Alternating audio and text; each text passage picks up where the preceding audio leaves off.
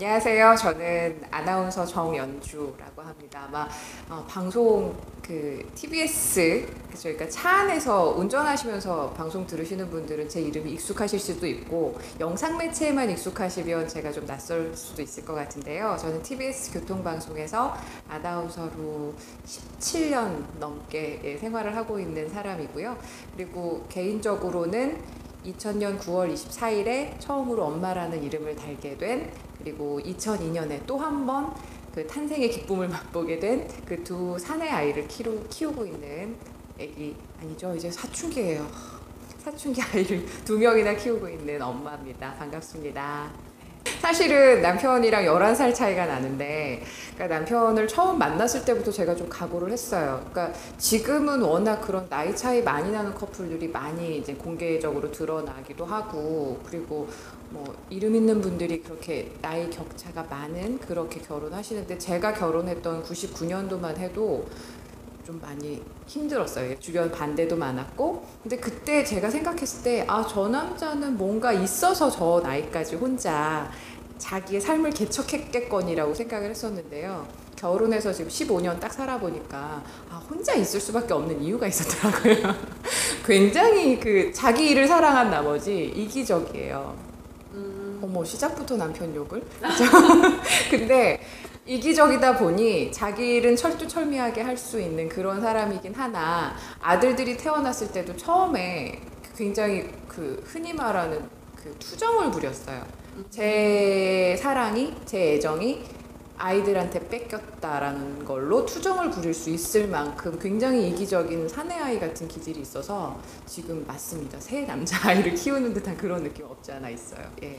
제가 25살에 첫 아이를 출산을 했는데, 정말 다행인 건 그때 저희 아이를 받아주신 그 산부인과 선생님이 학교 선배기도 하셨고 굉장히 저를 아끼시던 분이셨어요. 근데 그분이 제가 아이를 낳자마자 함께 정말 철철 울면서 그 아이, 이제 첫 아이 딱 받아들고서 너무 행복에 겨워 할 때, 그 다음에 얘기해 주신 게, 너는 지금부터 누가 뭐래도 정말 네 스스로가 행복해야 해. 그래야 이 아이가 울던 웃던 모든 걸 다 감싸줄 수 있어라는 얘기를 하셨어요. 그러니까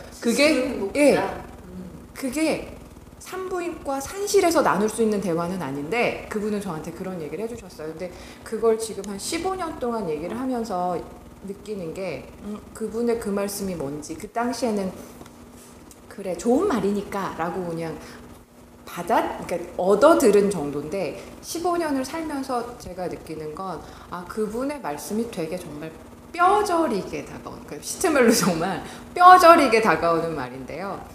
흔히들 그런 말씀 많이 들으셨을 것 같아요. 그러니까 뭐 아이가 행복하려면 엄마가 행복해야 한다. 이제 그런 식의 책도 많이 있고 그런 얘기가 많이 있는데, 어떻게라는 강론으로 들어갔을 때는 우왕좌왕하기 쉽거든요. 그래서 저는 오늘 말씀드리고 싶은 건, 어떻게 해서 우선순위가 아이에게 가는 순간 힘들어져요. 우선순위가 저한테 와야 되더라고요. 그러니까 엄마가 행복해야라는 말이 정말 맞는 것이, 엄마가 먼저 행복해야 아이가 행복해지더라고요. 그러니까 흔히 좀 뭐 육아라고 하면은 다들, 저는 지금 중학생 아이를 키우고 있으니까 또 다른 느낌으로 육아가 다가오는데, 지금 막 한두 살 제 친구들 중에는 이제 결혼해서 막 돌제비, 그러니까 돌쟁이 아이들 키우고 있는 친구들도 있는데, 이 친구들 보면 아이가 울고 웃고 혹은 뭐 넘어지고 이런 거에 자기 생활 모든 것이 같이 울고 웃고 흔들려요. 근데 그러지 말아야지 라고 하는데, 이미 너무 아이에게 모든 게 가 있어요. 모성애가 충만한 친구들이라고 좋게 얘기하면 그렇지만, 전 나쁘게 생각하면 이도 저도 못하고 중심을 잡지 못하고 내가 아닌 아이를 먼저 생각하다 보니 아이한테 끌려다니는 엄마. 그렇게 돼서, 근데 그게 연습이 필요하더라고요. 그러니까 저는 솔직히 아이를 낳았을 때 너무 어린 나이에 낳아서 그러니까 아이를 낳았다 뿐이지 엄마 역할보다는 좀 바깥 일을 더 많이 하고 바깥 일에서 더 즐거움이 컸고, 그래서 좀 전 자연스럽게 됐을 수 있는데요.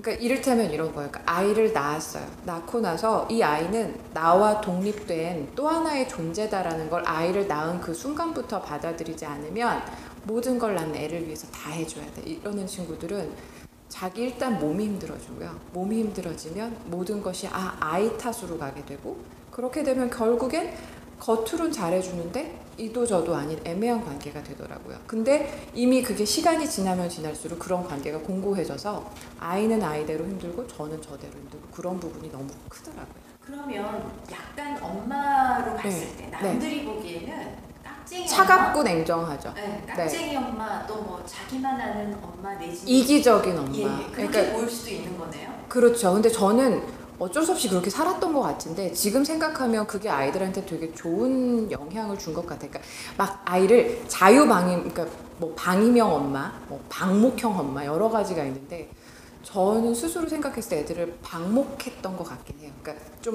큰 틀 안에서 두려고 그랬거든요. 그러니까 제가 그들에게 너무 막 밀접하게 가까이 가기 시작하면 애들을 저도 제대로 못 보고 애들 또한 저한테서 더 이렇게 튕겨져 나가는 걸 몇 번 보다 보니까 차라리 그게 아니라 조금 크게 울타리를 치고 그 울타리 바깥에서 이렇게 쳐다보는 그런 엄마